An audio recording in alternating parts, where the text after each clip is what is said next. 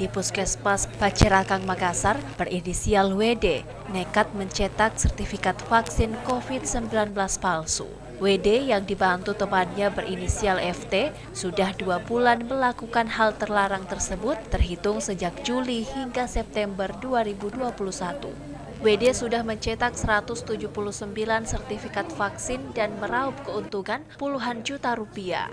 Menanggapi hal tersebut, Wali Kota Makassar Muhammad Ramdan Pomanto mengaku memang pihaknya telah meminta agar hal curang seperti itu ditindak secara tegas, terlebih melakukan penipuan kepada masyarakat dengan memanfaatkan pandemi untuk meraup keuntungan. Jangan lapor itu, setahu saya jangan lapor itu.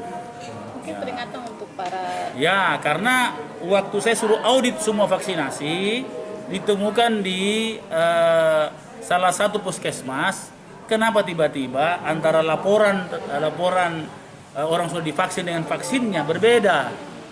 Maka diselidikilah. Ini kan bagusnya karena Kadis betul-betul kerja. Suruh panggil kapusnya. Saya panggil kapusnya di sini. Kapusnya bilang dia tidak tahu. Nah, karena dia tidak tahu, takutnya berlanjut, kami langsung lapor polisi. Ya, dan saya kira ini bahagian daripada jangan main-main kalau di Makassar. Kita mau semuanya harus jujur. Nah, kira-kira begitu. Berarti akan dipecat dari... Itu kan pegawai kontrak. Bukan hanya dipecat, itu pidana itu.